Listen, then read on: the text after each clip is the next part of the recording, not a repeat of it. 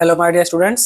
आई hope आप लोग अपना पढ़ाई धीरे धीरे कर रहे होंगे और नहीं कर रहे होंगे तो कोई बात नहीं। अच्छे काम के लिए हमेशा समय होता है, जब जागिएगा तब सवेरा। ऐसा कभी नहीं होता अच्छा काम के लिए कि भाई अब ऐसा पल पे आ गए हैं तो दोबारा स्टार्ट नहीं कर सकते, नहीं। अच्छे काम के लिए जिंदगी का आखिरी पल में भी समय होता है, ठीक है।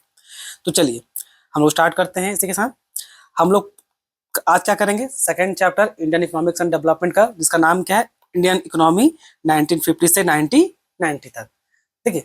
हम लोग अपना देश का इकोनॉमी को ना मेनली दो टाइम पीरियड में ऐसे बांटते हैं। एक हो गया देश का आज़ादी के बाद से, यानी 1947 के बाद। हालांकि 1950 से लिया गया है क्योंकि देश का कॉन्स्टिट्यूशन 1950 में बना था, ठीक है। यहाँ से लेकर के 1990 तक और 1990 से लेकर के अभी जो करंट टाइमिंग है वहां तक। अब सवाल यह आएगा कि सर 1990 में क्या कुछ हुआ था? हाँ, तो बिल्कुल हुआ था। 1950 से लेकर के 1990 तक हम लोग एक मॉडल ऑफ इकोनॉमी जो चूज किए थे, तो 1990 तक वो इकोनॉमी गड्ढा में चला गया था। तो 1990 में हम लोग एक मेजर चेंजेस किए, जिसको क्या बोला गया, इकोनॉमिक रिफॉर्म, ठीक है, या economic policy, new economic policy बोला गया, जो आपका 1990 में इंट्रोड्यूस हुआ था और वहां से लेके आज तक वही चीज चल रहा है, ठीक है। तो ये शॉर्ट में इसका इंट्रोडक्शन है। तो इस 1950 से लेके 1990 के दौरान जो कुछ हुआ हम लोग इस चैप्टर में वही पढ़ेंगे, ठीक है। तो सबसे पहले चीज देखिए, देश आजादी के बाद यानी कि 1947 जब देश आजाद हुआ तो उसके बाद हम लोग को एक इकोनॉमिक सिस्टम को चूज करना था। भाई देश को चलाया कैसे जाए? तो तीन तरह का इकोनॉमिक सिस्टम आप पढ़े होंगे क्लास 11 में। एक आपका कैपिटलिस्ट, सोशलिस्ट और तीसरा मिक्स्ड। नहीं पढ़े होंगे तो यहाँ पर भी वो आएगा, उस समय भी डिटेल में हम आपको बताएंगे, ठीक है। तो एक इकोनॉमी हम लोग सिस्टम चूज करना था। तो कैपिटलिस्ट इकोनॉमी जैसा आप जानते हैं उसमें मेनली प्राइवेट सेक्टर का ओनरशिप रहता है। तो क्योंकि देश आज़ादी जस्ट अभी गुलामी से आज़ाद हुआ था तो हम लोग कैपिटलिस्ट की तरफ जाना चाहते नहीं थे, जैसे अमेरिका, ब्रिटेन इस जैसा इकोनॉमिक चूज करना नहीं चाहते थे। फिर रहा सोशलिज्म, तो गवर्नमेंट सोशलिज्म भी कंप्लीटली चूज नहीं करना चाहती थी। तो फाइनली गवर्नमेंट डिसाइड किया कि भाई हम लोग मिक्स्ड इकोनॉमी चूज करेंगे, ठीक है। मिक्स्ड इकोनॉमी का मॉडल हम लोग सेलेक्ट करेंगे। अब यहाँ पर एक बात को जरा ध्यान से देख सुनिए, ये बोलने के लिए भले ही हम लोग का मिक्स इकोनॉमी था, बट 1950 से लेके 1990 का जो टाइमिंग था ना, वो एक प्रकार से समझ लीजिए वो आपका सोशलिस्ट ही था, जिसमें समझ लीजिए सब कुछ लगभग लगभग गवर्नमेंट का कंट्रोल में ही था। और जो प्राइवेट सेक्टर था ना, उन लोगों को भले परमिशन तो था, बट इतना कंडीशन, इतना रूल्स रेगुलेशन, इतना नौटंकी और ड्रामा था कि प्राइवेट कंपनी चाह करके भी कुछ खोलने नहीं सकती थी, यानी बहुत प्रकार का उसमें दिक्कत हुआ करता था, ठीक है। तो देखा जाए मोटा मोटी तो उस समय हम लोग सोशलिस्ट इकोनॉमी ही थे, ठीक है। तो देखिए अब यहाँ स्टार्ट करते हैं। अब 1950 में जब एक बार हम लोग इकोनॉमी मॉडल सेलेक्ट कर लिए, उसके बाद एक प्लानिंग कमीशन बैठाया गया, कब 1950, एमसीक्यू के लिए इंपॉर्टेंट है। उस समय जो प्राइम मिनिस्टर थे जवाहरलाल नेहरू, ठीक है, उनके चेयरमैनशिप में बनाया गया था, ठीक। अब इस प्लानिंग कमीशन का काम क्या था? 5 ईयर प्लान बनाना। हालांकि अभी रेट में इसको चेंज कर दिया गया है प्लानिंग कमीशन को, और ये 5 ईयर प्लान वाला सिस्टम भी बदल दिया गया है। तो उस समय 5 ईयर प्लान बनाने के लिए क्या स्टैब्लिश किया गया? Planning commission. कितना में? 1950 में। आगे बढ़ते हैं। अब देखिए, अब वो इकोनॉमिक मॉडल चूज किए थे, तो हर इकोनॉमिक मॉडल चूज किए थे उसमें आ गया क्या? आपका इकोनॉमिक सिस्टम। अब इकोनॉमिक सिस्टम क्या होता है? इकोनॉमिक सिस्टम, जैसे 3 इकोनॉमिक सिस्टम आपको पढ़ना है भाई, आपका कैपिटलिस्ट, आपका सोशलिस्ट और आपका मिक्स्ड। ये काम क्या आता है? ये 3 अलग अलग इकोनॉमी, ये 3 इकोनॉमी डिसाइड करती है किसी भी कंट्री का सेंट्रल प्रॉब्लम जो है उसको सॉल्व कैसे किया जाए। उस कंट्री का जो सेंट्रल प्रॉब्लम है उसको हम लोग सॉल्व कैसे करें। तो भाई पहले जानते हैं कि सेंट्रल प्रॉब्लम है क्या। इसको आप अच्छा से पढ़ के आए होंगे क्लास 11 में माइक्रो इकोनॉमिक्स में, ठीक है। सेंट्रल प्रॉब्लम 3 है, तो थोड़ा सा रिकैप करके देख लेते हैं। एक है आपका व्हाट टू प्रोड्यूस, यानी कि क्या बनाए। गुड्स सर्विस में किस तरह का गुड्स बनाए, क्या हम लोग कैपिटल गुड्स बनाए पब्लिक के लिए, कि हम लोग खाने के लिए ब्रेड रोटी बनाए, कंज्यूमर गुड्स बनाए, या लड़ने के लिए डिफेंस गुड्स बनाए। किस तरह का गुड्स बनाया जाए, ठीक है। तो किस तरह गुड्स बनाते थे मेनली हम लोग? गुड्स वैसा बनाया जाता है बच्चों जिस अर्जेंट रिक्वायरमेंट हो। जब देश आजाद हुआ था तो मेनली हम लोग को खाने पीने का दिक्कत था, तो उस समय ज्यादा गवर्नमेंट फोकस की थी किसमें? कंज्यूमर गुड्स में, ठीक है। तभी तो आपको ग्रीन रेवोल्यूशन आया था, ठीक। फिर अब जब अभी का टाइमिंग में देखिएगा तो अभी गवर्नमेंट मेनली कंज्यूमर गुड्स में उतना फोकस नहीं करती, अभी गवर्नमेंट फोकस करती है किसमें? कैपिटल गुड्स में, यानी कि किस पे? इंफ्रास्ट्रक्चर में, है ना। अभी देखिए गवर्नमेंट पूरा जी जान लगा रही है किसमें? इंफ्रास्ट्रक्चर में। तो समय का मांग के हिसाब से आजादी के समय खाने पीने को दिक्कत था तो कंज्यूमर गुड्स पर गवर्नमेंट फोकस करती थी। अभी कंट्री को क्या चाहिए? अभी कंट्री को चाहिए अच्छा इंफ्रास्ट्रक्चर, तो इस पे गवर्नमेंट फोकस करती है। हाउ टू प्रोड्यूस, कैसे बनाए? हम लोग या तो लेबर इंटेंसिव बना सकते हैं या तो फिर मशीन इंटेंसिव यानी कि कैपिटल इंटेंसिव, दोनों का तरीका से बना सकते हैं। अब कौन चूज करते थे? चूज करते उसको है जो आपका मैक्सिमम बेनिफिट दे मिनिमम कॉस्ट में। क्या दे? Maximum benefit at minimum cost. तो उसके लिए लेबर और मशीन यानी कैपिटल, लेबर और कैपिटल इंटेंस को ऐसे कॉम्बिनेशन निकालते हैं, इस तरह का कॉम्बिनेशन उन लोग को निकाला जाता है कि भाई हम लोग को मैक्सिमम बेनिफिट मिले और मिनिमम कॉस्ट है। Clear? For whom to produce, किसके लिए बनाया जाए? बनाया जाए कि भाई आइदर पुअर पीपल के लिए कि रिच पीपल के लिए। इसमें भी डिपेंडिंग अपॉन सिनेरियो के अर्जेंट नीड में क्या है भाई, किसको क्या चाहिए, तो उसी के हिसाब से वो चीज बनाया जाएगा। ठीक है? अगर ज्यादा फोकस करना है, जैसे गवर्नमेंट ज्यादा मेनली फोकस की थी किस समय, आपका आजादी के टाइम, ताकि उस समय खाने पीने को दिक्कत था, तो मेनली गवर्नमेंट पुअर पीपल पे ज्यादा फोकस करते हुए बनाई थी। और अभी गवर्नमेंट क्या बना रही है देख करके, मेनली इंफ्रास्ट्रक्चर को देख करके। तो इंफ्रास्ट्रक्चर मेनली किसके लिए काम आएगा? अगर देखा जाए तो बड़ा बड़ा बिजनेसमैन के लिए। ठीक है? तो ये हो गया आपका होम टू प्रोड्यूस। तो ये 3 तरह का था। अब इकोनॉमिक सिस्टम आ जाइए। 3 तरह का इकोनॉमिक सिस्टम पढ़ना है आपको। एक कैपिटलिस्ट, इसी को क्या दूसरा नाम है? इसी का नाम है आपका मार्केट इकोनॉमी। सोशलिस्ट, और एक है आपका मिक्स्ड इकोनॉमी। ठीक है? एकदम चलिए देखते हैं इसको। कैपिटलिस्ट इकोनॉमी में जो जितना भी इंडस्ट्री खड़ा होता है वो सब आपका समझ लीजिए प्राइवेट ओनरशिप रहता है। ठीक है? यानी कि प्राइवेट लोगों के हाथ में रहता है। सोशलिस्ट इकोनॉमी में किसके हाथ में रहता है? स्टेट। स्टेट बोलने का मतलब क्या हो गया? आपका गवर्नमेंट के कंट्रोल में रहता है। ठीक है? और मिक्स्ड इकोनॉमी खिचड़ी, थोड़ा प्राइवेट थोड़ा पब्लिक, यानी थोड़ा प्राइवेट का भी रहेगा थोड़ा गवर्नमेंट का भी रहेगा। रोल ऑफ गवर्नमेंट कैपिटलिस्ट और मार्केट इकोनॉमी में एकदम ना के बराबर, ऑलमोस्ट नेग्लिजिबल। ठीक है? इसमें फुल्ली कंट्रोल करती है। ठीक है? इसमें नहीं, नो ही समझ लीजिए, नो रोल ऑफ गवर्नमेंट आसान भाषा में। इसमें क्या है? Full control of government. ठीक है? और इसमें क्या है? बैलेंस। जहां गवर्नमेंट को जरूरत पड़ेगी गवर्नमेंट वहां इंटरफेयर करेगी, जहां जरूरत नहीं पड़ेगी वहां नहीं करेगी। गवर्नमेंट कहाँ इंटरफेयर के जनरली करती है? जहां पर इसेंशियल नीड्स का जरूरत पड़ जाए। इसेंशियल नीड जैसे क्या हो गया आपका? दाल चावल ये सब गवर्नमेंट यहाँ पर इंटरफेयर करके राशन बांटती है कि नहीं? ठीक है? इसेंशियल में आपका रेलवे भी है, तो गवर्नमेंट उस पर इंटरफेयर करके, तो गवर्नमेंट का ही कंट्रोल में हालांकि, तो इस टाइप का है वो। समझ में? प्रॉफिट मोटिव ऑब्वियस है। आपका जो कैपिटल इंटेंसिव और जो मार्केट इकोनॉमी है वो मेनली प्रॉफिट ड्राइवन होता है। गवर्नमेंट वेलफेयर का काम पे ज्यादा फोकस करती है, यानी कि सोशलिस्ट इकोनॉमी जो है मेनली गवर्नमेंट मतलब वेलफेयर पे ज्यादा फोकस करती है। और ये मिक्स्ड मोटिव, प्राइवेट सेक्टर लोग प्रॉफिट कमाए और गवर्नमेंट वेलफेयर का काम करती है मिक्स्ड इकोनॉमी में, जिसको हम लोग चूज किए थे इस मॉडल को। ठीक है?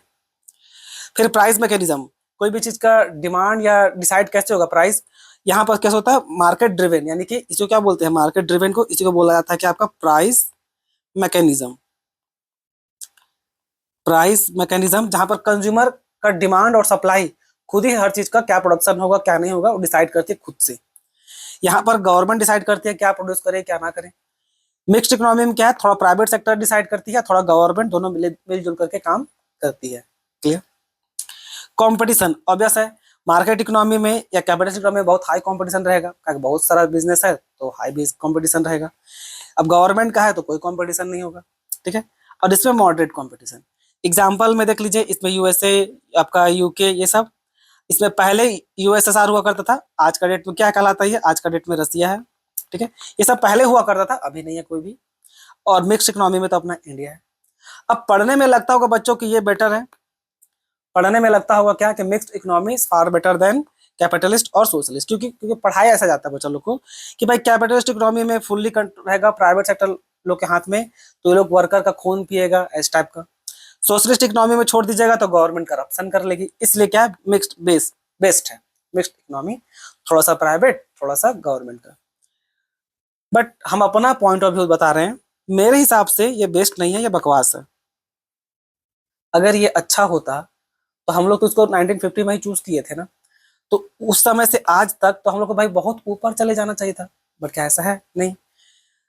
ऑन पेपर पढ़ने में भले बहुत अच्छा लगता है मिक्स्ड इकोनॉमी, बट मेरा पॉइंट ऑफ व्यू के हिसाब से सबसे बेस्ट आपका कैपिटलिस्ट है। अगर ग्राउंड लेवल पर रियलिटी देखा जाए तो आज का डेट में जितना भी डेवलप कंट्री है, चाहे वो यूएसए, जर्मनी, फ्रांस, जापान, ये सब क्या है? सबका सब आपका कैपिटलिस्ट इकोनॉमी को चूज करके बैठा है। तो ज्यादा बेटर कैपिटलिस्ट इकोनॉमी है। ठीक है? अब आ जाइए प्लान। प्लान किसको बोलते हैं आपको बिल्कुल आइडिया है, एक फोरकास्ट करते हैं, एस्टिमेशन लगाते हैं कि भाई ताकि किसी ऑब्जेक्टिव को अचीव कर सकें। ठीक, सिंपल भाषा में प्लान उसी को बोलते हैं और कुछ नहीं। उस समय 1950 में प्लानिंग कमीशन क्या करती थी, 5 ईयर प्लान बनाती थी। ठीक, और इसमें कुछ इतना भी जानने की जरूरत नहीं है। अब आ जाए सीधा वो 5 ईयर प्लान में, गोल ऑफ 5 ईयर प्लान, यानी कि मेन ऑब्जेक्टिव क्या था 5 ईयर प्लान का। सबसे पहला हम लोग चाहते थे भाई कंट्री का ग्रोथ हो। ग्रोथ बोलने का मतलब आपको ऑब्वियस पता है कि भाई जितना भी गुड्स और सर्विस है उसमें ज्यादा से ज्यादा प्रोडक्शन बढ़ सके। यहाँ पर कंट्री का ग्रोथ बोलने का मतलब क्या है कि कंट्री का गुड्स और सर्विस का जो प्रोडक्शन है वो बढ़ सके, इंक्रीज करे। क्लियर? इसको हम लोग मेजर कैसे करेंगे, जनरली जीडीपी के थ्रू। जीडीपी का फुल फॉर्म क्या है, ग्रॉस डोमेस्टिक प्रोडक्ट। ठीक है, इसको मेनली हम लोग किससे करते हैं, जीडीपी के थ्रू उसको मेजरमेंट करने का काम करते हैं कि भाई ये बढ़ रहा है कि नहीं। इसी में आपको क्या टर्म आता है, जीडीपी ग्रोथ कितना हुआ, आप न्यूज में सुनते होंगे हर साल अलग अलग जीडीपी ग्रोथ क्वार्टरली आता है, यानी साल में 4 बार आता है। ठीक है,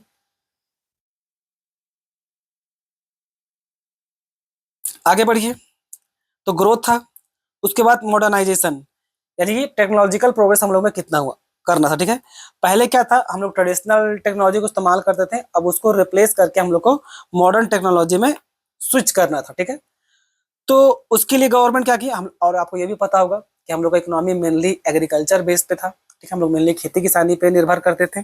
ठीक, तो एग्रीकल्चर के लिए गवर्नमेंट क्या इंट्रोड्यूस की, HYV सीड्स लेके आई, फर्टिलाइजर लेकर के आई, इरिगेशन फैसिलिटी और मॉडर्न टूल्स लेकर के आई, तो ये फसल क्या हो, अच्छा से उग सके, ज्यादा फसल हो।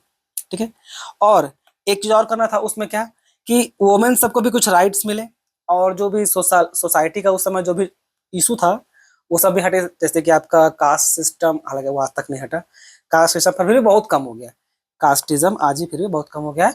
और अनटचेबिलिटी तो अब नहीं के बराबर देखने को मिलता है, बहुत रेयर, किसी पिछड़ा गांव में चले जाइएगा तभी शायद आपको अभी भी छुआछूत वाला जो प्रॉब्लम है वो देखने को मिले, पर आज का डेट में वो देखने को नहीं मिलता है। ठीक है, तो हम लोग को मॉडर्नाइजेशन चूज करना था। ठीक, दूसरा तो ये था। तीसरा क्या था, तीसरा मेन ऑब्जेक्टिव क्या था हम लोग का, सेल्फ रिलायंस, यानी कि हम लोग इतना उगा लें कि हम लोग को दूसरों के पास भीख मांगने का जरूरत ना पड़े, कंट्री को बात कर रहे हैं। तो reducing dependence on foreign countries, जैसा को पता है दूसरा कंट्री के ऊपर हम लोग निर्भर रहते थे, गेहूं चावल सबके लिए। तो गवर्नमेंट चाहते थे भाई कि हम लोग अपने ऊपर डिपेंडेंट रहें। ठीक है, खुद से सॉरी अपने ऊपर इंडिपेंडेंट रहें, दूसरे के ऊपर डिपेंडेंट ना रहें। ठीक है, क्योंकि दूसरे से मांगिएगा तो आपका इकोनॉमिक पॉलिसी में इंटरफेयर करेगा कि जैसा हम बोलते हैं वैसा करो, वरना तुमको वो चीज नहीं देंगे। आज भी वो चीज देखने को मिलता है। ठीक है, तो ये था। तो पॉलिसी से अप्रोच किया गया, early plan use focus on producing essential goods with India rather than relying on imports. ये जैसा बताएं आपको, हम लोग इसेंशियल गुड्स उगाने में फोकस करने लगे ताकि हम लोग अपने ऊपर इंडिपेंडेंट हो जाएं। ठीक है, इक्विटी, इक्विटी बोलने का मतलब है क्या कि भाई इक्वालिटी फैले और हर सेक्शन ऑफ सोसाइटी में, कि ऐसा ना हो कि, हालांकि ऐसा ही हुआ कि जो बेनिफिट्स है केवल रिच तक ना पहुंचे और गरीब तक कुछ पहुंच ना पाए। तो गवर्नमेंट इसको ट्राई की, बट वो उतना सक्सेसफुल नहीं हुआ, जिसको बोलते हैं ना आज के डेट में भी आपको इनइक्वालिटी देखने को मिलेगा, बहुत कोई लोग बहुत अमीर है और बहुत कोई लोग बहुत गरीब है। अब एक बात समझ लीजिए, ये दुनिया का कड़वा सच है, जो कल भी था, आज भी है और आने वाला हमेशा रहेगा, ये इनइक्वालिटी हमेशा रहता है।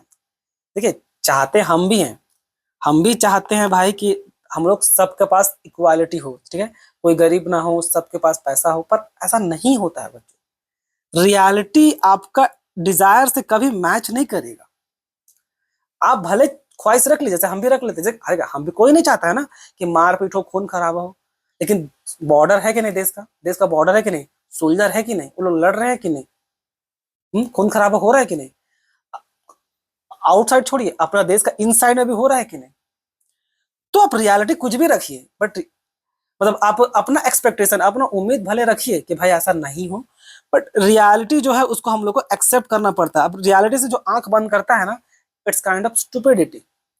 आपको साफ दिख रहा है भाई कि बॉर्डर है, सोल्जर है, झगड़ा हो रहा है, मारपीट हो रहा है, इट मीन्स इक्वालिटी तो नहीं है, या पीस नाम का चीज भी नहीं है। ठीक है, तो ये भी आपको ग्राउंड लेवल भी आपको दिख रहा होगा, भाई गरीब भी है, अमीर भी है, और कल भी था, आज भी है, और आने वाला कल में भी रहेगा, वो हमेशा रहेगा, जो मेंटालिटी के ऊपर डिपेंड करता है। अगर सब आज के डेट में सबको पैसा हम बांट भी दे ना, गवर्नमेंट अगर चले पैसा ले करके एक रही से सबसे पैसा ले करके सबको इक्वल भी बांट देना, सब पर्सन को इक्वल भी बांट दे, तो देखिए 3-4 तरह का लोग निकल के आ जाएगा। एक लोग जो पैसा उड़ा देगा, ठीक है, तो वापस भिखारी। एक लोग जो डर के मारे पूरा पैसा सेव कर लेगा कि नहीं भाई हम पैसा बचा के रखते हैं, काम आएगा। एक लोग जो दिमाग लगा के पैसा इन्वेस्ट करेगा और बढ़ाने चाहेगा। तो आप पैसा बराबर में बांट के चले जाइए, 10 साल बाद आके देखिएगा फिर से वही हाल, कुछ लोग बहुत रईस, कुछ लोग बहुत गरीब। वो इंसान का मेंटालिटी है, उसको आप कुछ नहीं कर सकते। उस ट्रूथ को एक्सेप्ट करना पड़ता है। ठीक है, तो आई होप आपको इक्वालिटी समझ में आ गया। इक्वालिटी हो, गवर्नमेंट कोशिश करती है हालांकि जितना हो सके है एटलीस्ट कम रहे। अब देखिए, अब नोट पे हमें लिख के दिए हैं कि जो 5 ईयर प्लान था उसको हटा दिया गया है, उसके जगह अब क्या है, नीति आयोग है। नीति आयोग का फुल फॉर्म इंपॉर्टेंट है, national institution for transforming India. ये कब स्टैब्लिश हुआ था? 1 जनवरी 2015 को। ठीक है, ये आपका प्लानिंग कमीशन को रिप्लेस कर दिया जो 5 साल का प्लान था, और उसके बदले में गवर्नमेंट एक विजनरी प्लान लेकर के आई। जैसे 15 साल का जो प्लान रहेगा वो विजन यानी कि फ्यूचर को देखते हुए, 7 साल का प्लान स्ट्रेटेजी रहेगा कि भाई कैसे शॉर्ट टर्म के लिए निपटना है, और 3 साल यानी कि अर्जेंट एजेंडा क्या क्या है उसको हैंडल करना है। ठीक है, और ये जो नीति आयोग है ये क्या एक प्रकार का पॉलिसी थिंक टैंक है, ये कीवर्ड सब है। ठीक है, पॉलिसी थिंक टैंक है जो आपका एक प्रकार का एक्सपर्ट एडवाइस देता है, मॉनिटरिंग करती है गवर्नमेंट का स्कीम को, ये सब। महालनोबिस ये एक पर्सन थे, ये एक स्टैटिस्टिशियन थे, जो स्टैटिस्टिशियन और इकोनॉमिस्ट थे, जो बॉर्न हुए थे कब? 1983 में। कहाँ? कैलकाटा में। इनका एक बहुत play central role in planning shaping Indian second 5 year plan. जो सेकंड 5 ईयर प्लान था इसमें इनका बहुत योगदान है। ठीक है, इसको बस एमसीक्यू पे याद रखिएगा और इसमें कुछ जानने का जरूरत नहीं है। ठीक है, अब आ जाइए सर्विस सेक्टर पे। 1950 से 1970 सर्विस सेक्टर क्या कंडीशन था? When a country developed, first farming reduced the factories grow, sorry. When countries develop, first farming reduced, then factory grows, and later the service sector become biggest. धीरे धीरे करके service sector क्या हुआ? Improve करना start हुआ। तो यहाँ पर लिखा हुआ है but in India some different happened. By 1990 the service sector become the biggest part of GDP, 40%, even more than farming and industry. 1990 पहुंचने तक देखिए ये कॉमन सा चीज है, पहले हम लोग मेनली एग्रीकल्चर पे ही डिपेंडेंट थे पूरा इंडिया। अब धीरे धीरे धीरे धीरे धीरे गवर्नमेंट एग्रीकल्चर के साथ साथ सर्विस सेक्टर पे भी ध्यान दी।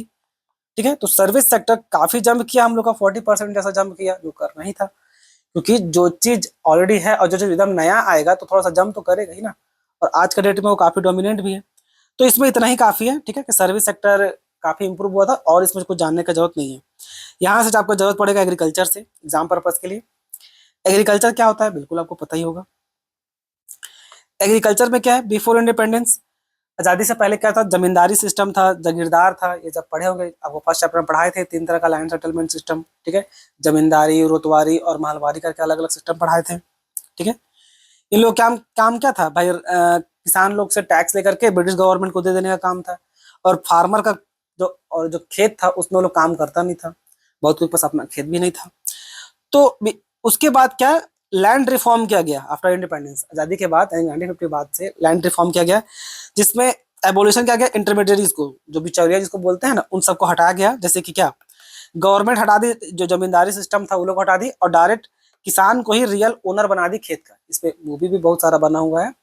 ठीक है, आइडिया क्या था ऐसा करने के पीछे? कि भाई देखिए मेनली गवर्नमेंट क्या की थी, ये बहुत हार्श डिसीजन था। ये हम एक लाइन में बोल के निकाल रहे थे, पर ये काफी डिफिकल्ट चीज था कि सारा जमींदार से जमीन लेकर के अलग अलग अलग गरीब किसान को जमीन देना, ये इतना इजी नहीं था। ठीक है, इसका बहुत ज्यादा ground reality, it's kind of के समझ लीजिए आपका प्रॉपर्टी गवर्नमेंट ली और गरीब किसान में बांट दी। ये लेकिन प्रॉपर्टी की जगह वहां पर केवल लैंड था, लैंड वो करना जरूरी था। आज के टाइम भले गवर्नमेंट पैसा को साथ नहीं करेगी, लेकिन लैंड के साथ ऐसा किया गया था। ठीक है, ऐसा करने का कारण क्या था कि भाई किसान लोग के पास अपना खेत रहेगा तो लोग थोड़ा ज्यादा मेहनत करेगा, थोड़ा मोटिवेट भी होगा, भाई मेरा खेत है हम अपना देखभाल करेंगे, ये बोल करके। ये उस समय में बहुत डिफिकल्ट डिसीजन था, बहुत ज्यादा दिक्कतें भी आया, क्योंकि जो जमींदार लोग था एक प्रकार से समझ लीजिए जागीर थोड़ा सा पावर रखता है ना अपना एरिया में, तो रखबे करेगा। ठीक है, तो ये हुआ। फिर लैंड सेलिंग, ये भी बहुत बड़ा डिसीजन था कि भाई लिमिट भी लगा दिया गया कि बाद में लोग वापस स्नैच ना कर ले, वापस छीन ना ले किसान से, तो एक लिमिट डाल दिया गया हर स्टेट में कि भाई इतना से ज्यादा जमीन कोई रख नहीं सकता, इतना से ज्यादा जमीन कोई रख नहीं सकता। कितना है, हर स्टेट का अलग अलग है, हर स्टेट का अलग अलग है। किसी का 30 एकड़ है, किसी का 40 एकड़ है, किसी का 50 एकड़ है। अब आपको लग रहा होगा सर 30-40 एकड़ तो बहुत ज्यादा है, देखिए आज का डेट में तो 1 एकड़ जमीन भी बहुत ज्यादा, और आपका शहर में अगर आपका घर है तो आपका 3 डिसमिल भी बहुत ज्यादा है। 1 एकड़ में 100 डिसमिल रहता है, ठीक है, 3 डिसमिल भी बहुत ज्यादा है। बट उस समय के लिए खेती अगर बात की जाए कि जमीन जो खेत वाला जमीन है ना, उस समय जमींदार लोग के पास 100-100 एकड़, 150-150 एकड़, 200 एकड़ खेत हुआ करता था। तो वो बीता हुआ कल है, अभी फोकस करते हैं। तो लैंड सीलिंग लगाया गया, इसमें क्या कर दिया गवर्नमेंट, एक मैक्सिमम लिमिट ही लगा दी कि एक आदमी के पास इससे ज्यादा जमीन हो ही नहीं सकता। अब ये अलग अलग स्टेट का अलग अलग है, ठीक है, यही था। और उसका मेन रीजन यही दिया गया था, to stop very rich landlord from owning too much land, ठीक है, कि एक जो रईस लोग हैं वो दोबारा किसान लोग से किसी तरह करके भी, देखिए यहाँ पर हम लोग फॉर्मली लिखा हुआ ना, रियलिटी यही था, भले गवर्नमेंट बांट होती थी, फिर बाद में ठग फैला बहला फुसला के या छीन के वापस जमींदार अपना कंट्रोल में ना रख ले, इसलिए गवर्नमेंट ऐसा नियम ही बना दी कि एक आदमी इससे ज्यादा जमीन रख ही नहीं सकता, ठीक। अब problems in implementation and reform, यानी कि जो इम्प्लीमेंटेशन जो भी रिफॉर्म किया गया उसको इम्प्लीमेंट करने में काफी दिक्कत हो रहा था। जैसे क्या, many landlord use tricks and loophole, जैसे बोले लू फॉल्स निकाली बहुत जमींदार लोग। Some land owner threw out tenant to show they were self cultivator, मतलब बहुत सारा तरीका अलग अलग लोग अपनाई, ठीक है। Very poor people like share cropper and landless labourer get almost no benefits, बहुत को जमीन मिला भी नहीं, बहुत को मिला बांटी और बहुत को नहीं मिला, तो उसमें क्या कर लीजिएगा। Court cases took too long which delayed land redistribution, obvious है जमींदार लोग तो कोर्ट में केस करता ही ना कि भाई ये तो अन्याय हो रहा है। तो only few states like Kerala and West Bengal carry out reforms seriously, केवल 2 स्टेट, केरला और वेस्ट बंगाल, केवल ये 2 स्टेट काफी अच्छा से इसको इम्प्लीमेंट कर पाई। ये जो 2 रिफॉर्म किया गया था, एक लैंड सीलिंग और एक आपका क्या, एबोलिशन ऑफ इंटरमीडियरीज, यानी कि जमींदारी सिस्टम को हटा करके, ये 2 था, ठीक है। अब ओनरशिप एंड इंसेंटिव, ओनरशिप और इंटेंसिव ये जो सिस्टम था ना, ये मेनली देखिए, if farmer own the land he work hard because the profit come directly to him, ये मतलब मेन रीजन दिया गया था, इससे फायदा क्या क्या होगा, क्यों ओनरशिप मैटर करता है, किसान के पास अपना खेत रहे तो ज्यादा बेटर हो, इसलिए अब यहाँ पर देखिए लिखा हुआ है सोवियत यूनियन, यानी कि रसिया में उस समय का, जब वो टूटा नहीं था, सोवियत यूनियन जब टूटा तब जाके रसिया बना है। तो farmers did not own the land because of this, they had no motivation to improve productivity. Example देखना चाहती है अपने से आ जाएगा। सोवियत यूनियन में देखा गया भाई कि किसान लोग मोटिवेट नहीं था खेती किसानी करने में, क्योंकि जमीन उन लोगों को था नहीं। तो उसी को देख करके गवर्नमेंट क्या की कि भाई गवर्नमेंट जो है गरीब किसान को ही उसका मालिक बना दी कि अब आज से आप ही इस जमीन के मालिक हैं, आप ही खेती कीजिए, ये आपका खेत है, सब कुछ आपका है, जो कमाइएगा वो भी पूरा आपका होगा, ताकि किसान लोगों को क्या, किसान लोगों को थोड़ा सा मोटिवेशन मिले, ठीक है, मोटिवेशन मिले। आगे बढ़ते हैं। फिर वो जो सेल्फ सफिशिएंसी कर रहा था ना, जो 5 ईयर गोल में था कि भाई हम दूसरे के ऊपर डिपेंडेंट ना रहें, खुद से इंडिपेंडेंट हो जाएं, तो खुद से इंडिपेंडेंट होने के लिए गवर्नमेंट स्कीम लॉन्च की, क्योंकि उस समय ना देश आजाद होने के बाद खाने पीने का बहुत दिक्कत था। तो खाने पीने का बहुत दिक्कत था, तो इसलिए गवर्नमेंट लॉन्च की क्या, ग्रीन रिवोल्यूशन। अब इसमें क्या लिखा हुआ है देखिए, green revolution was a period when Indian food grain production increase sharply, यानी कि इस मोमेंट में एक अभियान चलाई गवर्नमेंट कि भाई हम लोग को अनाज उगाना है, वो ताकि प्रोडक्शन बहुत अच्छा से हो सके। This happen because farmer started, अब ये हम लोग अचीव कैसे किए, ये जो ग्रीन रेवोल्यूशन ये बहुत सक्सेस रहा था। ग्रीन रेवोल्यूशन हम लोग का बहुत ही सक्सेसफुल था, ठीक है, सक्सेसफुल था। इसमें हम लोग बहुत ज्यादा अनाज उगाए भी थे, गेहूं और बाद में चावल भी, ठीक है। तो गवर्नमेंट में क्या योगदान था इसमें, किसान लोग को गवर्नमेंट क्या HYV सीड्स पहुंचाई, फर्टिलाइजर पहुंचाई, पेस्टिसाइड्स पहुंचाई, बेटर इरिगेशन, इरिगेशन बोलने का मतलब क्या होता है, इरिगेशन है कि पानी का सुविधा, ठीक है। गेहूं चावल इस सब में ना बहुत ज्यादा पानी का जरूरत पड़ता है, तो बेटर इरिगेशन फैसिलिटी प्रोवाइड की, ठीक है।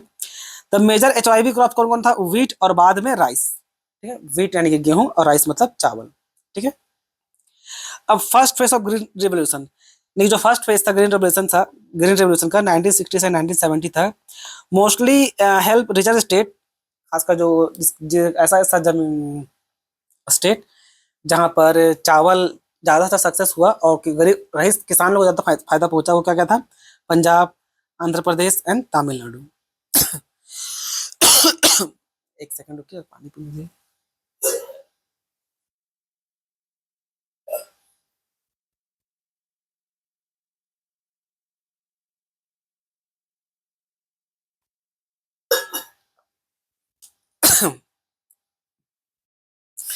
हम्म, वो बोलते बोलते बच्चों थोड़ा सा गला सूख जाता है। ठीक है। तो मेन क्रॉप क्या था, जैसे बताएं, मेन क्रॉप आपका व्हीट था, गेहूं था। और जो पहला पॉइंट में ये था कि भाई मोस्टली रिचर स्टेट को फायदा पहुंचा, जैसे पंजाब, आंध्र प्रदेश, तमिलनाडु, इन सबको। ठीक। Rice was not widely covered in this phase. Second first phase में राइस कवर नहीं किया गया था, मेनली हम लोग गेहूं पे फोकस किए थे, गेहूं से आपका रोटी बनता है। सेकंड फेज में 1970 से लेकर 1980 तक ये दूसरा स्टेट तक भी पहुंचा, ये जो बेनिफिट था ग्रीन रेवोल्यूशन का, जिसमें अच्छा HYB seeds, fertiliser, chemical fertiliser दिया गया, इसमें जब पहुंचा तब HYB सीड्स फॉर राइस, तब जाकर के पर राइस के लिए अलग अलग स्टेट में, ताकि चावल में भी अच्छा से प्रोडक्शन हो सके, उसको भी बढ़ावा दिया गया। ठीक है। और more farmer including small farmer benefit, क्योंकि देखिए हम लोग का जो ट्रेडिशनल खेती है ना, मेनली चावल पे आधारित है। हम लोग मेनली चावल ही उगाते हैं, यानी कि धान उगाते हैं। ठीक। ट्रेडिशनल और मॉडर्न में अगर बात कीजिएगा तो आपको शायद आइडिया नहीं होता कि पहले जो खेत का जो प्लगिंग होता था ना, जिसको जोताई बोलते हैं खेत में, वो आपका हल से होता था, हल और बैल का मदद से होता था। बाद में ट्रैक्टर आया। ठीक है। ट्रैक्टर के बाद फिर आपका अब तो डायरेक्ट थ्रेसर आया, फिर अभी अभी करंट में हार्वेस्टर चल रहा है। ठीक है।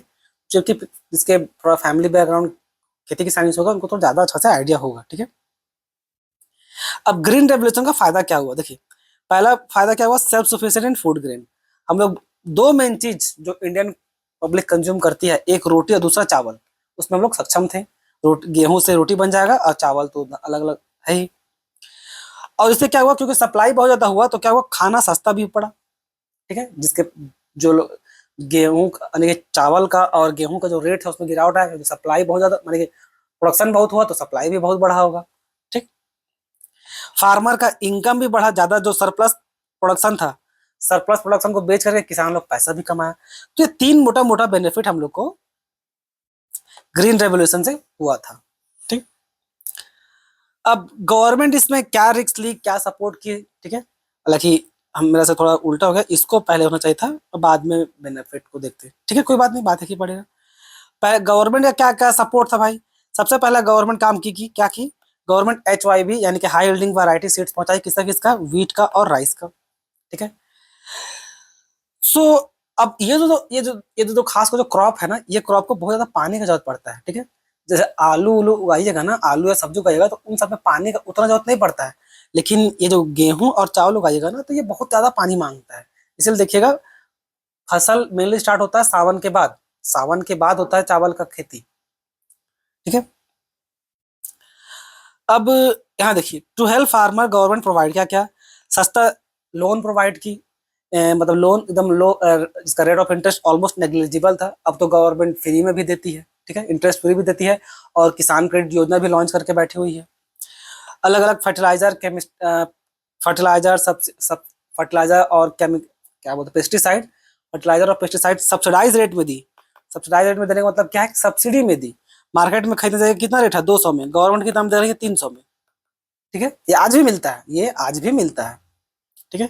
बेटर इरिगेशन, यानी कि ट्यूबवेल, मतलब ट्यूबवेल दी, कैनाल्स दी, कैनाल यानी कि नहर, आई होप नहर देखे होंगे आप लोग। फिर research and training facility government अपना सेटअप की, ताकि भाई और अच्छा से प्रोडक्शन हो सके। ठीक है। तो इस तरह का था। फिर पॉइंट डी में एक टॉपिक है, subsidies and market surplus. Subsidies, subsidies क्या होता है, आई होप अगर आप सुने होंगे, और नहीं सुने होंगे समझिए। सब्सिडीज कोई भी चीजों पे, किसी भी चीज पे गवर्नमेंट अगर आपको डिस्काउंट देती है, छूट देती है ना, उसको क्या बोलते हैं, सब्सिडी। सबसे बेस्ट सब्सिडी किसका मिलता है आपको, गैस का। गैस सिलेंडर हर किसी के घर में आता है। अगर आप कनेक्शन लीजिएगा तो मार्केट में अगर 1100 है, तो आपको खासकर अगर आपके पास BPL कार्ड है, अगर आपके पास BPL कार्ड है, हम लोग शहर में हम लोग पास होता नहीं है, तो हम लोग को कितना ज्यादा छूट नहीं मिलता है, 900 में मिल जाएगा, 1000 में मिलेगा। लेकिन किसी पास सब्सिडी BPL कार्ड है, उन लोग को 500 से 600 में मिल जाएगा गैस सिलेंडर। 16 किलो वाला जो मिलता है ना, वो हालांकि 16 किलो नहीं, 14 पॉइंट समथिंग किलो रहता है वो। तो यहाँ पर गवर्नमेंट जो सब्सिडी पहुंचाई, वो मेनली किसका पहुंचाई थी, फर्टिलाइजर का। ठीक है। फर्टिलाइजर का सब्सिडी पहुंचाई, कैसे आपको बताएं, वो जो डालने के जो मिलता है ना खेत में, व्हाइट व्हाइट कलर का जो रहता है, उसका मार्केट प्राइस 2000 या 1700 ऐसे रहता है। 1700 से 2000, गवर्नमेंट को कितना देती है, 300, कहीं कहीं 400। ठीक है। इस टाइप से। तो गवर्नमेंट ये पहुंचाई। तो अब गवर्नमेंट जो सब्सिडी दे रही है, गवर्नमेंट जो सब्सिडी दे रही है बच्चों, ठीक है, सब्सिडी जो दे रही है, इसका बर्डन अब ऐसा थोड़ी ना है, देखिए अब चीजों को समझिए। अब सब्सिडी गवर्नमेंट तो दे दी भाई, गवर्नमेंट क्या की, 2000 का था, गवर्नमेंट बांट दी 300 में। तो ये जो 1700 है, इसको तो दुकानदार को पे करना ही पड़ेगा ना, दुकानदार को पेमेंट तो करना ही पड़ेगा ना। तो ये 1700 कौन दे दुकानदार को, अब आदमी तो देने से रहा। तो ये 1700 देने का काम कौन करती है, गवर्नमेंट, ठीक है। अब गवर्नमेंट को देना पड़ेगा उस दुकानदार को 1700। तो जब गवर्नमेंट को देना पड़ेगा तो गवर्नमेंट के ऊपर एक प्रकार से बर्डन बढ़ता है ना। और सोचिए, करोड़ों आदमी को गवर्नमेंट सब्सिडी दी, तो हजारों करोड़ का हम लोग का मतलब गवर्नमेंट के ऊपर बर्डन पड़ता है, बोझ पड़ता है। तो उसी पे डिबेट छिड़ गया कि क्या सब्सिडी देना सही है कि सब्सिडी देना गलत है। तो कुछ लोग फेवर में था और कुछ लोग अगेंस्ट में था सब्सिडी का।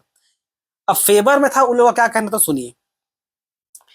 कुछ लोग कह रहा था भाई कि गरीब किसान के लिए HYB सीड्स, फर्टिलाइजर और इरिगेशन फैसिलिटी प्रोवाइड मतलब पहुंचाना बहुत हेडेक है, मतलब बहुत जरूरी है, वहां तक पहुंचाना उन लोग के लिए बहुत जरूरी है, क्योंकि ये गरीब किसान लोग HYB सीड्स, फर्टिलाइजर बिना सब्सिडी का अफोर्ड नहीं कर पाएगा, क्योंकि बहुत महंगा पड़ेगा, ठीक है।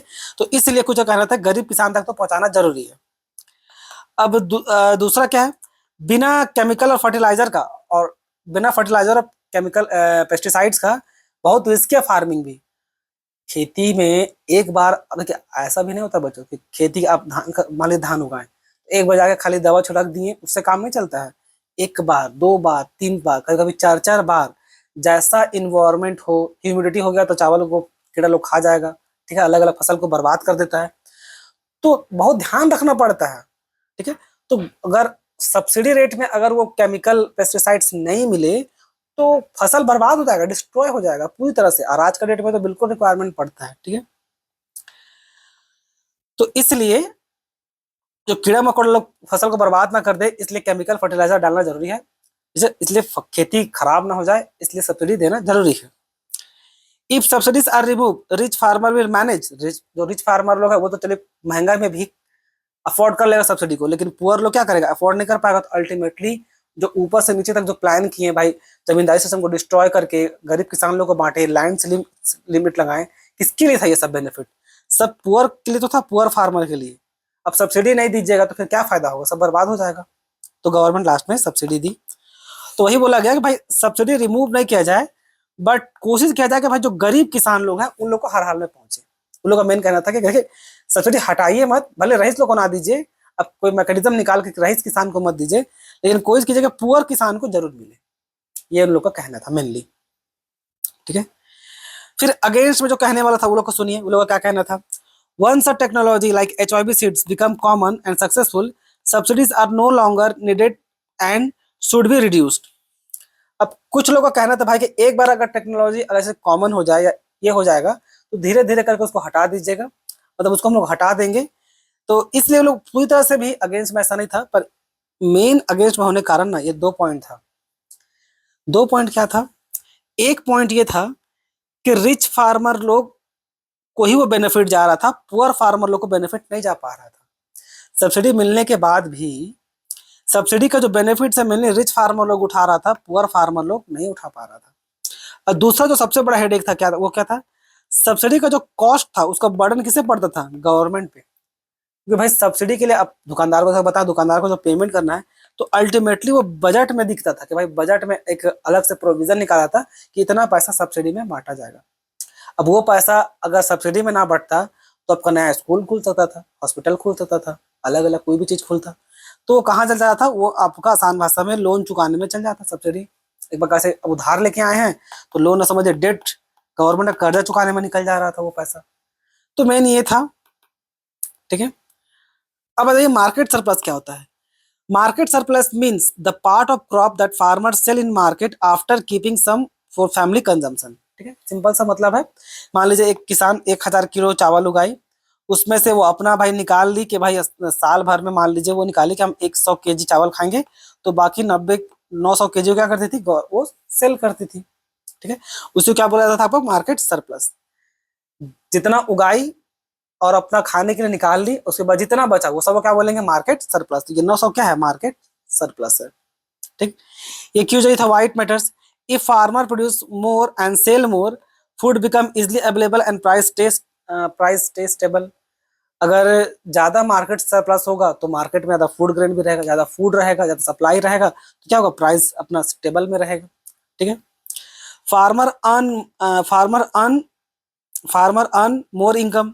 और वैसा जितना सरप्लस वो बेचेगी, जितना तो बेचेगी उतना तो वो पैसा कमाएगी। ठीक है, which helps rural economy and the entire economy to grow.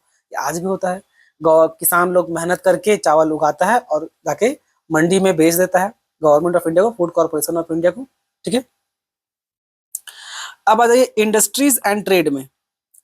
अब इंडस्ट्रीज एंड ट्रेड बोलेगा क्या लिखा हुआ है? After independence India had very few industries, so the main aim was to expand and diversify. Diversify करने का मतलब, मान लीजिए अगर आप सूर्यवंशम देखे होंगे खासकर, तो उसमें देखिएगा सूर्यवंशम अमिताभ बच्चन के पास पहले एक बस होता था। एक बस कहीं से जुगाड़ करता है मेहनत से, एक बस के बाद देखते देखते देखते एक से दो, दो से तीन, तीन से पूरा लाइन लग जाता है। तो यहाँ पर डाइवर्सिफाई बोलने का मतलब होता है कि अपना बिजनेस को एक्सपेंड करना, बढ़ाना। ठीक है, तो industrial development at independence since situation in 1947। 1947 situation क्या था? India had very few industry and most were limited to cotton, textile, jute. मतलब और जो था भी तो मेनली कॉटन टेक्सटाइल और केवल जूट का ही था मेनली। ठीक है, only small number of iron and steel factories exist. उस समय केवल बहुत ही कम आयरन एंड स्टील का फैक्ट्री सब था। ठीक, machine making, chemicals, engineer goods and heavy industries were almost absent. ये सब जो गुड्स था उस समय बनता ही नहीं था। ठीक है, आगे देखते हैं। अब भाई लिखा हुआ है कि क्यों डेवलपमेंट का जरूरत पड़ा? To create stable large scale employment, ताकि एक स्टेबल और लार्ज स्केल एम्प्लॉयमेंट रह सके, ताकि अधिक से अधिक नौकरी मिले। आसान भाषा में सबको, जितना ज्यादा कंपनी खुलेगी उतना ज्यादा नौकरी मिलेगा। To reduce dependence on imported goods, खुद का अपना इंफ्रास्ट्रक्चर रहेगा, इंडस्ट्री रहेगा, तो दूसरा कंट्री के ऊपर निर्भर होने का जरूरत नहीं पड़ेगा। ठीक है, to support modern development in transport, agriculture and defence. और वैसे बड़ा बड़ा कंपनी खुलेगी, जैसे टाटा आयरन स्टील, टाटा बोलते हैं, आयरन एंड स्टील का, आपका अलग अलग जो ये अलग अलग केमिकल गुड्स ये सब का, ये लोग खुलेगी तो हम लोग ज्यादा अपने से डेवलपमेंट कर सकते हैं, ट्रांसपोर्ट का, एग्रीकल्चर का, डिफेंस का। ठीक है, और ये लास्ट पॉइंट ये क्या भाई, इंडिया यानी कि अपना कंट्री खुद के ऊपर इंडिपेंडेंट रह सके। ठीक है, सेल्फ रिलायंट रहे। अब उसी में पब्लिक और प्राइवेट सेक्टर क्या क्या अपना योगदान दी। तो पब्लिक सेक्टर बोलने का मतलब हो गया क्या? Government sector. गवर्नमेंट सेक्टर क्या योगदान दी? देखिए, government took lead because private industries did not have enough money to invest in heavy infrastructure. अब जब इंफ्रास्ट्रक्चर को डेवलप करने का बारी आया तो मेनली ऑब्वियस है भाई, गवर्नमेंट ही इनिशिएट की, मतलब शुरुआत की, क्योंकि उस समय बहुत सारे ऐसे लोग नहीं थे जिनके पास बहुत सारा पैसा हो तो प्राइवेट इंडस्ट्री खोल सके, तो गवर्नमेंट ही ऑब्वियस शुरुआत की। ठीक है, उसके बाद क्या है? गवर्नमेंट ही major industries like steel plant, power project, dams, machine, railway, oil refineries, ये सब गवर्नमेंट बनाई। ठीक है, क्यों बनाई? ताकि strengthen the base of economy, यानी कि जो मेन बेस था, क्योंकि मतलब इंफ्रास्ट्रक्चर बिल्कुल हमको डिस्ट्रॉय था, तो अंग्रेज लोग बर्बाद कर दिया था। तो देश को तरक्की करने के जो सबसे इंपॉर्टेंट चीज है वो क्या? आपका इंफ्रास्ट्रक्चर। तो गवर्नमेंट इसेंशियल, एकदम बेसिक बुनियाद खड़ा की इंफ्रास्ट्रक्चर का धीरे धीरे। ठीक है, तो वही दिया हुआ ताकि भाई खड़ा की, ताकि फ्यूचर में हेल्प हो सके, जो आज हो भी रहा। और प्राइवेट सेक्टर धीरे धीरे मार्केट में भी आना स्टार्ट किया। तो the private companies were allowed but the rules so that were supported national development. शुरुआत तो प्राइवेट सेक्टर लोग भी की, और लेकिन गवर्नमेंट उस पर इंटरफेयर करते क्या बोले, भाई काम ऐसा कीजिए जो नेशनल डेवलपमेंट में हो, यानी कि देश को फायदा पहुंचा। प्राइवेट को ऐसा बोला गया। ठीक है, तो दे वेर इनकरेज, उन लोग को जानबूझ के इनकरेज किया जाता था कि भाई इन्वेस्ट, ऐसा इंडस्ट्री पे इन्वेस्ट करे ताकि जिससे कंट्री को फायदा पहुंचे, गवर्नमेंट को नहीं, कंट्री को फायदा पहुंचे। जैसे क्या? Like textile, light engineering, consumer goods etcetera. उस समय प्राइवेट इंडस्ट्री लोग को इनकरेज किया जाता था, क्या समझ लीजिए मजबूर किया जाता था कि भाई आप अपना पैसा या दुकान खोलिए, किस पे? टेक्सटाइल पे, इंजीनियरिंग गुड्स पे, कंज्यूमर गुड्स पे, इन सबको आप खोलिए। ठीक है, they were regulated to prevent misuse of power and maintain equality. अब उन लोग गवर्नमेंट अपना तर्क दी कि भाई हम लोग को लोग को इसलिए कंट्रोल कर रहे हैं। अब जैसे होता है ना, प्राइवेट का अपना खोलिए तो अपना मर्जी से बिजनेस करेगी। तो गवर्नमेंट का उस समय ऐसा कहना था कि नहीं, अभी हम लोग का रिक्वायरमेंट क्या है कि भाई कोई भी पावर को अपना मिस यूज ना करे और इक्वालिटी मेंटेन रहे। ऐसा गवर्नमेंट का सोचना था। तो उस समय इंडस्ट्रियल पॉलिसी रिजोल्यूशन था 1956 का, ठीक है, जिसको शॉर्ट में आईपीआर भी बोलते हैं। अब to decide which industry would run by the government and which one by the private sector, ये एक आया आपका कब 1956 में। कौन कंपनी, किस बिजनेस में प्राइवेट इंडस्ट्री जाएगी, किस बिजनेस में गवर्नमेंट इंडस्ट्री जाएगी, उसको लेकर के आया गया, ठीक है। तो उसके लिए हम लोग क्लासिफिकेशन किए, तीन कैटेगरी में, कैटेगरी ए, कैटेगरी बी और कैटेगरी सी। कैटेगरी ए जहां पर own and run by government, जिसको केवल गवर्नमेंट रन करेगी कुछ चीज को, जैसे कि क्या था, 17 ऐसा इंडस्ट्री था, like heavy engineering, defence, atomic energy, railway और मेजर मिनरल्स, ये सब, ठीक है। कैटेगरी बी में डाला गया कि भाई गवर्नमेंट और प्राइवेट सेक्टर दोनों मिलकर थोड़ा थोड़ा काम करेगी, ठीक है। जैसे कौन कौन था, ऐसा 12 इंडस्ट्री था, याद रखिएगा, ये 17 ये 12 इंपॉर्टेंट है। इसमें केवल गवर्नमेंट, इसमें गवर्नमेंट और प्राइवेट मिक्स, जैसे और इसमें क्या क्या था, दो मिल करके गवर्नमेंट डिसाइड की, जो मशीन टूल्स में, फर्टिलाइजर में और केमिकल्स में। और इन दोनों के बाद जो बच गया वो क्या था आपका, कैटेगरी सी, जो केवल प्राइवेट सेक्टर के लिए था, जैसे क्या, टेक्सटाइल, फूड प्रोसेसिंग और कंज्यूमर गुड्स। तो ये बहुत इंपॉर्टेंट है, तो इसको ध्यान में रखिएगा, ठीक है। कैटेगरी ए जिसमें 17 था केवल गवर्नमेंट के लिए, कैटेगरी बी जिसमें 12 था गवर्नमेंट और प्राइवेट दोनों के लिए, कैटेगरी सी केवल प्राइवेट के लिए। क्या इसमें स्पेसिफिक की तो इंडस्ट्री है सर, तो नहीं, बचा कुचा सब इसी में। तो ये कंट्रोल करने के बाद भी, देखिए आपको बोले ना, हम लोग भले बोलने के लिए स्टार्टिंग में बोला गया क्या कि हम लोग मिक्स्ड इकोनॉमी को चूज किए, बट देखा जाए तो एक प्रकार से ना उसको हम लोग सोशलिस्ट इकोनॉमी बना दिए थे। कैसे, तो इस सब के कारण, इन सब के कारण। अब ये सब क्या है, तो देखिए पहला क्या है, लाइसेंस राज या परमिट, लाइसेंस, लाइसेंस देने का एक सिस्टम बनाया गया, जिसमें प्राइवेट सेक्टर को लाइसेंस का जरूरत पड़ता था, किससे, गवर्नमेंट से, ताकि नया फैक्ट्री खोल सके। अब गवर्नमेंट तर्क क्या दी, तर्क गवर्नमेंट दी कि भाई ऐसा हम लोग इसलिए कर रहे हैं, लाइसेंस देने का नियम इसलिए बनाया गया ताकि to promote industries in backward area, backward area में भी जाके डेवलपमेंट हो। जो हम लोग लाइसेंस वहां का देंगे जहां पर अंडर डेवलप एरिया है, बैकवर्ड एरिया है, वहां पर जाके प्राइवेट कंपनी खोले और वहां पर जाके मैन्युफैक्चरिंग, प्रोडक्शन जो करना है करे। इससे क्या होगा, कंपनी खुलेगी तो रोजगार मिलेगा, एम्प्लॉयमेंट मिलेगा तो देश तरक्की करेगा, वो बैकवर्ड एरिया भी डेवलपमेंट अपने आप हो जाएगा। तो ये एक तर्क था। To avoid over production and ensure that production match with national needs. अब गवर्नमेंट का ये भी कहना था कि हम लोग ध्यान इस बात का भी रख रहे हैं कि भाई हम लोग भी अगर बिजनेस में हैं तो ज्यादा ओवर प्रोडक्शन ना हो जाए, इसलिए हम लोग उसको कंट्रोल में रखना चाहते हैं। टू प्रिवेंट मोनोपोली, अब बड़ा बड़ा कंपनी के हाथ में दे देंगे तो गवर्नमेंट को डर था कि लोग मोनोपोली ना क्रिएट कर ले। अब मोनोपोली क्या होता है, पढ़ के आए हुए, यहाँ पर एक ही सेलर पूरा मार्केट कंट्रोल करता है, ठीक है। तो ये गवर्नमेंट का तर्क था, बट रियलिटी में होता क्या था, उसका केवल मिसयूज होता था, ठीक है। रियलिटी में मिसयूज होता था, they took extra licence just to block competitors from entering the market.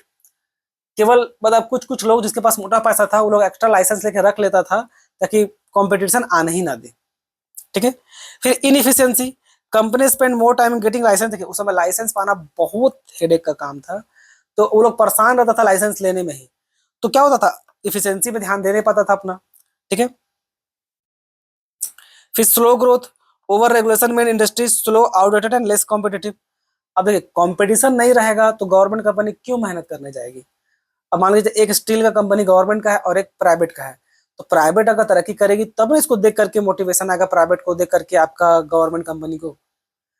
तो मेनली स्लो ग्रोथ यही कारण था भाई, कि उनको पता था भाई हर महीना सैलरी तो मिल जाना है, तो काम काज करता नहीं था, ठीक है। तो स्लो ग्रोथ हो रहा था। और डिस्करेज इंटरप्रेन्योरशिप, ये बहुत डिस्करेज कर देते था इंटरप्रेन्योरशिप लोगों, जो लोग बिजनेस करना भी चाहता है, नया नया जो लोग आना चाहता है मार्केट में, तो इतना रूल रेगुलेशन लगाया ही गया था कि लोग सब परेशान होता था कि नहीं भाई इंडिया में बिजनेस करना बहुत हेडेक का काम है, ठीक है। फिर है उस समय गवर्नमेंट और फोकस किस पे, स्मॉल स्केल इंडस्ट्री पे, एसएसआई। स्मॉल स्केल इंडस्ट्री जहां पर किसको बोला गया, जहां पर पहले 1950 में से जो 5 लाख तक का इन्वेस्टमेंट करता था उसको बोला जाता था क्या, स्मॉल स्केल इंडस्ट्री। अभी करंट डेट में 1 करोड़ है, ठीक है। ये देखिए ये चेंज होते रहता है, तो ये जो चेंज होने से रहा 1950 का स्टार्टिंग में था, अभी का डेट में ये 1 करोड़ है, ठीक है। चेंज होगा तो नहीं पता, अभी का डेट में तो ये 1 करोड़ है, ठीक है। अब इसका फायदा क्या हुआ, स्मॉल स्केल इंपॉर्टेंस देखिए, स्मॉल स्केल इंडस्ट्री का फायदा क्या होता है। Small industries are more labourer than big industry. ये ज्यादा जॉब देने का आसान भाषा में, सिंपल भाषा में, स्मॉल स्केल इंडस्ट्री जॉब ज्यादा देने का काम करते हैं। और वैसे स्मॉल स्केल इंडस्ट्री कहाँ खुलता है, मेन सिटी में थोड़ी ना खुलता है वो। आप जहां पर होंगे, चाहे कितना भी बड़ा गांव में हो, चाहे पिछड़ा गांव में ही हो, तो देखिएगा वहां का जो जो छोटा सा डिस्ट्रिक्ट होगा ना, वहां पर कोई छोटा छोटा फैक्ट्री खुला होगा, अलग अलग टाइप का। ठीक है, जैसे कि आपका बर्फ उर्फ का फैक्ट्री, ब्रेड का फैक्ट्री, जो मिक्सचर बिस्कुट देखिएगा सब जगह अपना लोकल लोकल मिलता है सबका, हर हर स्टेट का। जिस डिस्ट्रिक्ट में भी वो चेंज, डिस्ट्रिक्ट वाइज डिस्ट्रिक्ट वो चेंज होता है। किसी डिस्ट्रिक्ट में कोई अलग मिक्सचर होता है ना, मिक्सचर खाने वाला, वो मिक्सचर मिल रहा होगा। किसी को कुछ अलग सर्फ, जो सर्फ होता है डिटर्जेंट, वो मिल रहा होगा। ठीक है, अलग अलग कुछ ना कुछ मिलता है। पेपर प्लेट जो खाने में जो बनाते हैं वो मिल रहा होगा, अलग अलग। स्मॉल स्केल इंडस्ट्री यही तो काम आता है। ठीक है, they help in reducing unemployment, ताकि अनएम्प्लॉयमेंट हटाया जा सके। ठीक है, कहाँ, रूरल और सेमी अर्बन एरिया में। They were supported by the government, किसके थ्रू, एक रिजर्वेशन ऑफ प्रोडक्ट। कुछ बिजनेस को, some products are made only for small scale industry. कुछ प्रोडक्ट ऐसा था जिसको डिसाइड किया गया भाई केवल उसको स्मॉल स्केल इंडस्ट्री ही बनाएगी, उसमें बड़ा बिजनेस नहीं घुसेगा। लोअर एक्साइज ड्यूटी, लोग के लिए लोअर एक्साइज ड्यूटी कर दिया गया, टैक्स में भी बेनिफिट दिया गया। Easy and cheaper loan. ठीक है, गवर्नमेंट ध्यान में रखी कि जो स्मॉल स्केल इंडस्ट्री खोज रहा है, स्मॉल स्केल इंडस्ट्री, उसको सस्ता में लोन भी मिल सके।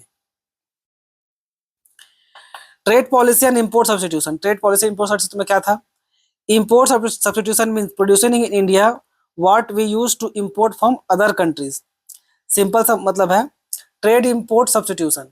इम्पोर्ट जो करते थे उसका सब्स्टिट्यूशन निकालना था, यानी कि दूसरा रास्ता निकालना था। तो दूसरा रास्ता क्या था, जो भाई दूसरा देश से जो इम्पोर्ट कर रहे हैं उसको खुद उगाओ। अगर एग्रीकल्चर में उगा सकते हैं तो उगाओ, अगर बना सकते हैं तो बनाओ। तो ये था उसका बोलने का मतलब। हाउ इसको हम लोग इम्प्लीमेंट कैसे किए, कंट्रोल कैसे करने की कोशिश किए। इसको कंट्रोल करने की कोशिश किए इस दो तरीके से, टैरिफ, कोटास और लाइसेंसिंग। ठीक है, टैरिफ आपका एक प्रकार का टैक्स है जो आपको इंपोर्टेड गुड्स और सर्विस से पड़ता है। मान लीजिए अमेरिका से कार आ रहा है, ठीक है, इस कार का दाम कितना है, 20 लाख रुपया। गवर्नमेंट इस कार पे क्या करेगी, लगा देगी 100% टैक्स, तो ये कार कितना हो जाएगा, 40 लाख में। तो ये हो गया क्या आपका टैरिफ, जहां पर टैक्स लगता है और सामान का दाम इससे क्या होता है, महंगा हो जाता है। ठीक है, कोटास, कोटास में क्या होता है, गवर्नमेंट लिमिट लगा देती है इंपोर्ट पे, कि भाई इस जो भी सामान है, कोई मान लीजिए कोई एक नाम का कोई पर्टिकुलर केमिकल है या कोई ये है जो दूसरा कंट्री में मिलता है, तो उसको एक लिमिट अमाउंट पे ही, एक लिमिट अमाउंट पे ही हिल रहा है,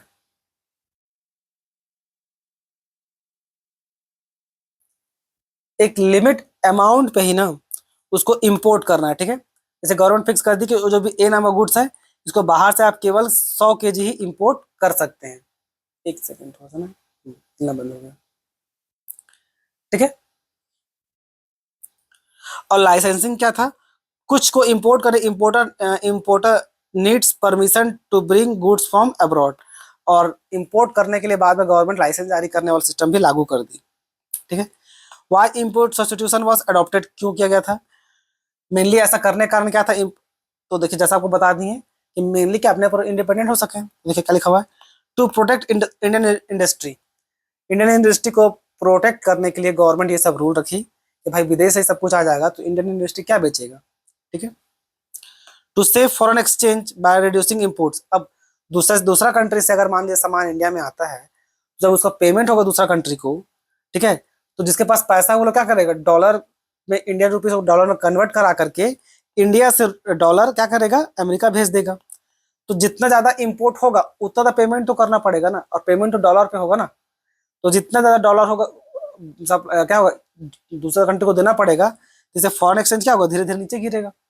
ठीक है, ज्यादा पेमेंट कीजिएगा तब ना आपका धीरे धीरे आपका आपके पास मान लीजिए बहुत सारा पैसा रिजर्व में था डॉलर में, तो जितना ज्यादा पेमेंट करते जाएगा तो क्या होगा, ये धीरे धीरे घटते जाएगा, यही तो होगा।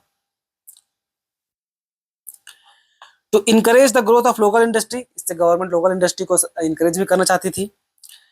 To develop India's own industrial base and reduce reliance on other country, से बताएं मेन तो यही था, वह दूसरा कंट्री के ऊपर डिपेंडेंट कम कर सके और अपने आप पे ही इंडिपेंडेंट रह सके। अब प्राइस एज सिग्नल, ये आपका सिंपल सा मतलब समझ लीजिए। प्राइस एज सिग्नल बोलने का मतलब है कि गवर्नमेंट इसे आइडिया लगाती थी कि भाई अगर कोई चीज का प्राइस बढ़ रहा है, इट मीन क्या है, उस सामान का जो गुड्स है वो गुड्स मार्केट में अवेलेबल कम है, तभी ना उसका दाम बढ़ जा रहा है डिमांड और सप्लाई के कारण। In free market price show how scarce or of how scarce or available a goods is, यानी कि कौन सा गुड्स कितना अवेलेबल है कितना अवेलेबल नहीं है। और वैसे देखिए ज्यादा डिमांड उसका बढ़ रहा है तो क्या होगा, प्राइस भी उसका बढ़ेगा।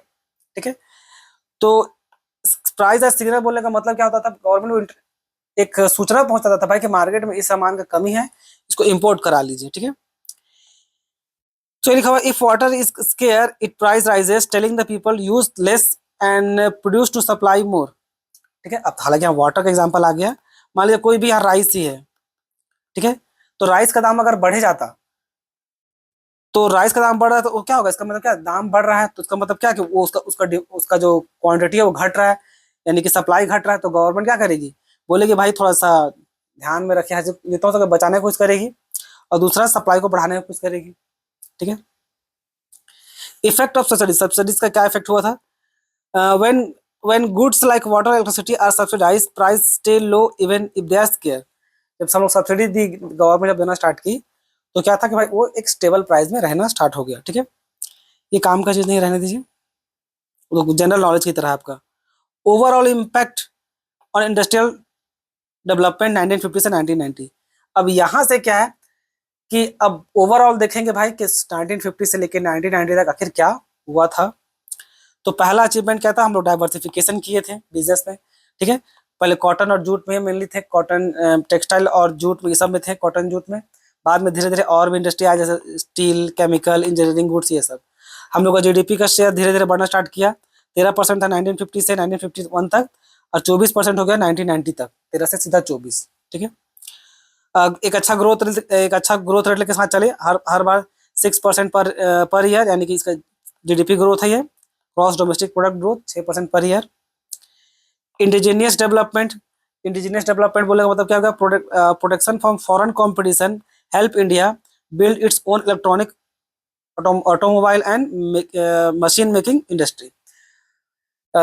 इसमें क्या हुआ, इंडिया का प्रोडक्शन भी किया, जो हम लोग कुछ कुछ ऐसा नहीं था कि कुछ नहीं गवर्नमेंट बचा पाई, ऑब्वियस है बहुत सारी चीज बचाई भी, तो उसी का देन है।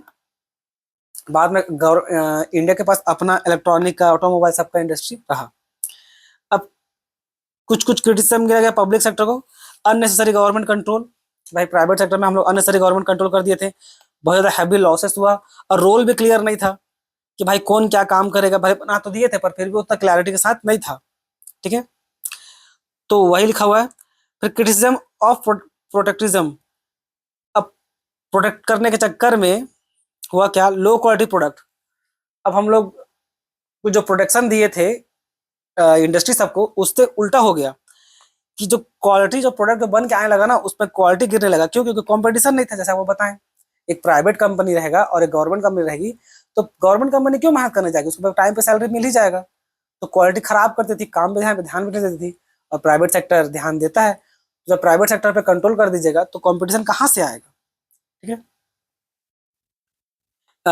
ग्रोइंग इनएफिशिएंसी, इफिशियंसी भी कम हो गया था। ठीक है, क्योंकि प्रोटेक्शन, अब ऑब्वियस है ना, जैसे बताया था कि अगर जब दिमाग में बैठ भाई पैसा टाइम पे मिल ही जाएगा तो कोई काम क्यों करने जाए, लेजी काम करेगा आदमी लोग। ठीक है, तो इन सब का आउटकम क्या निकला, मोटा मोटी अगर ओवरऑल देखें तो ओवरऑल 1950 से 1990 तक गवर्नमेंट जो प्लान की, इससे क्या हुआ, हम लोग का देश गड्ढा में चला गया। जो भी पॉलिसी बनाया गया था, लाइसेंसिंग सिस्टम हो, चाहे गवर्नमेंट स्मॉल स्केल इंडस्ट्री बनाना, चाहे प्रोटेक्शन देना, इन सब में डिजास्टर सब साबित हो गया, और हम लोग ऑलमोस्ट भीख मांगने के कगार पे आ गए। हम लोग का देश का कंडीशन बहुत खराब हो गया था, क्योंकि देखिए ये बोलने के लिए मिक्स्ड इकोनॉमी था, पर जैसे आपको बताएं क्या कि भाई इसमें इतना रूल रेगुलेशन कंडीशन था, लाइसेंसिंग सिस्टम लंद फंद दुनिया भर का था, कि कुल मिला के 1950 से 1990 तक जो बिजनेस हुआ ना, उसमें पूरा सारा बिजनेस गड्ढा पे चली गई, कुछ को छोड़ के मैक्सिमम गड्ढा पे चली गई, और देश बर्बाद हो गया पूरा।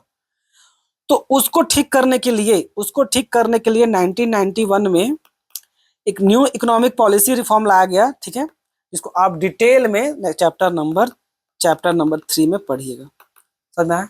तो 1950 से 1990 का जो डिसीजन था वो हम लोग का डिजास्टर साबित हुआ, जिसके कारण हम लोग को एक न्यू इकोनॉमिक पॉलिसी रिफॉर्म किया गया 1991 में। ठीक, जो आप चैप्टर 3 में डिटेल में पढ़िएगा। तो ये था बच्चों चैप्टर 2 का पूरा डिटेल, जितना था जरूरी सब आपको हम अच्छा से पढ़ा दिए हैं। नोट्स भी आप बना सकते हैं। ठीक है, देखिए मेरा नोट्स कितना अच्छा हो चाहे कितना खराब हो, बेस्ट नोट्स वही होता है जो स्टूडेंट खुद बनाता है।